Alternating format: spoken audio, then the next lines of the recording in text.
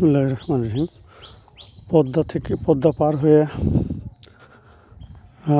পদ্মা পার হয়ে ভাঙ্গা পার হয়ে জায়গাটা আসলে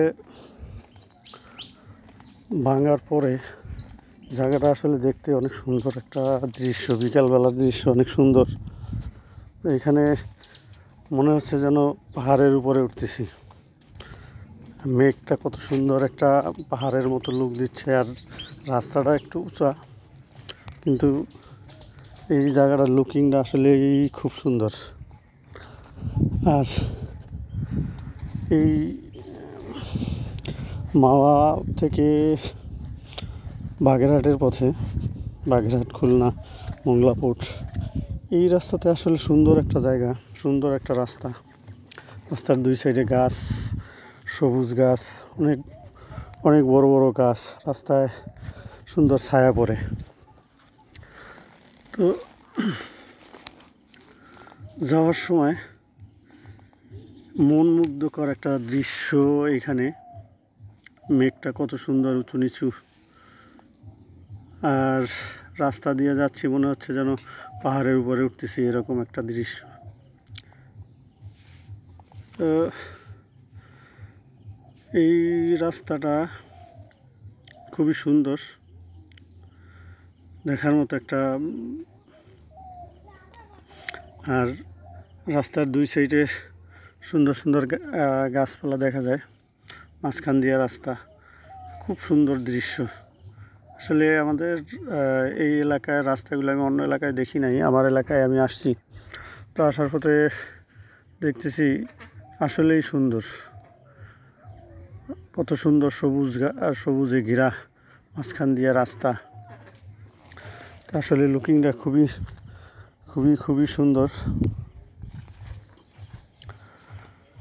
আমি যাচ্ছি বাড়িতে আর কি, বাগেরহাট আমার বাড়ি। এইখানে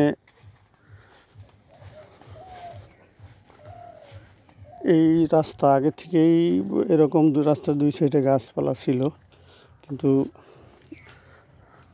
রাস্তা এত সুন্দর ছিল না, এটা পরে হয়েছে। আমি এর আগেও আসছি, বাট ভিডিও করি নাই।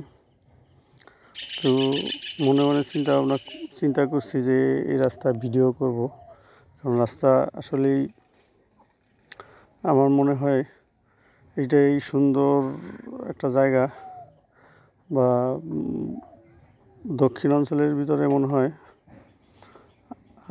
এই অঞ্চলটা খুব সুন্দর। তো জানি না অন্য অন্য অঞ্চলে, সব অঞ্চলেই সুন্দর। বাংলাদেশ আসলেই খুব সুন্দর একটা জায়গা, খুব সুন্দর একটা দেশ। এইখানের সব কিছুই সুন্দর, যেমন সবুজ গাছপালা, অনেক কিছুই এখানে। বাংলাদেশে বিশ্বের সবচেয়ে বড় ম্যানগ্রোভ ফরেস্ট সুন্দরবন বাংলাদেশে অবস্থিত। আসলে এটা তো সুন্দরবনের এলাকা না, সুন্দরবন এখান থেকে আরও অনেক দূর। বাগেরহাটের পর মোংলার পরে হইল সুন্দরবন, মোংলার পাশেই সুন্দরবন, বাট ওখান থেকে যাইতে অনেক আবার কিছু সময় লাগে। মোংলা থেকেও কোনো গাড়ির যোগাযোগ নাই। মোংলা গিয়ে কোনো লঞ্চ বা ট্রলার বা বড় বড় জাহাজ যায়, ওই জাহাজে বা ট্রলারে যাওয়া যায়। ট্রলার যদি নিয়ে যাওয়া যায়, এখান থেকে হয়তো সুন্দরবনের ভিতর দিয়ে কাছে আর কি, মোংলার কাছে যে নদী আছে, ছোট ছোট নদীর ভিতর দিয়ে সুন্দরবন ঘুরে আসা যায়। তো রাস্তার দৃশ্যটা আসলে খুবই সুন্দর লাগতেছে, বিকালবেলার দৃশ্য এটা। আসলে কত বাজে এখন? মেবি 6টা বাজে, প্রায় 6টাও সন্ধ্যা হয়ে আসছে, কিন্তু এখন 6টা বাজলেও সূর্যের আলো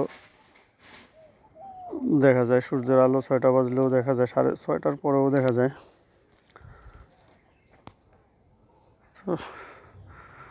আসলে রাস্তার পরিবেশটা, দুই সাইডে রাস্তা, গাছ, আর মাঝখানে রাস্তা, দুই সাইডে সবুজ বনায়ন, মাঝখানে রাস্তা, আসলে দেখতে খুবই চমৎকার।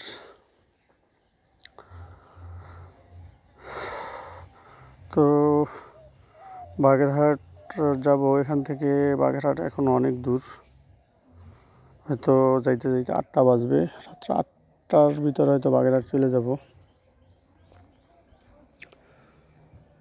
তো এইটা মূলত গোপালগঞ্জের ভিতরে।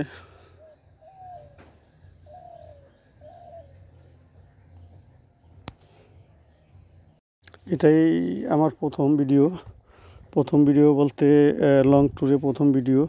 আমি ঢাকা থেকে আসছি, ঢাকা থেকে পদ্মা ব্রিজ পার হওয়ার পরে, পদ্মার ব্রিজের আগে থেকে ভিডিও শুরু করছি, কিন্তু পদ্মার আগের থেকে প্রায় ভাঙ্গার পরে গিয়ে আমি ভিডিও করা শুরু করছি। ওদিকের ভিডিও আছে, সেটা পরে আপলোড দেওয়া হবে। আসলে এই দক্ষিণ অঞ্চলে প্রত্যেকটা জেলায় এরকম সুন্দর, খুবই সুন্দর বললে হবে না, খুবই সুন্দর। তো আমি মনে করি পরিবেশের সাথে তাল মিলে এদিকের মানুষগুলোও সুন্দর বলতে মানুষের মনকে বুঝাইছি। মানুষের রূপ খালি সুন্দর না, আসল সৌন্দর্য হচ্ছে মানুষের মন। তা আমার মনে হয় এদিকের মানুষ আসলে সুন্দর, না হয় এত সুন্দর প্রকৃতি কিভাবে হয়। যাই হোক, সব কিছু আল্লাহর দান, আল্লাহর সৃষ্টি, আমরাও আল্লাহর সৃষ্টি। তো এখানে আসলে কোরবানির ঈদের দিন যাওয়ার সুযোগ পাই নাই, ঈদের আগে যাওয়ার সুযোগ পাই নাই, এখন ঈদের পরে যাচ্ছি বাড়ি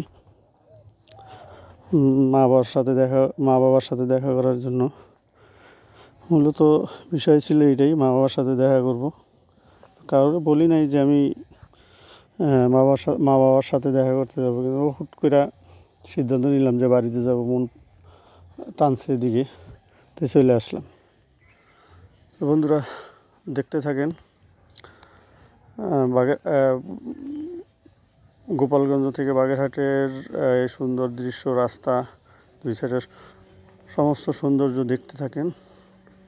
আল্লাহ হাফেজ, সবাই ভালো থাকবেন, ভালোভাবে ঈদ করবেন। ঈদের পরে জার্নিটা সবার যেন শুভ হয়, সবাই যেন শান্তিতে সুস্থভাবে যার যার গন্তব্যে পৌঁছতে পারে, সেই দোয়া করি। আপনারাও সবাই আমার জন্য দোয়া করবেন এবং পাশাপাশি লাইক এবং কমেন্টস করে যাবেন।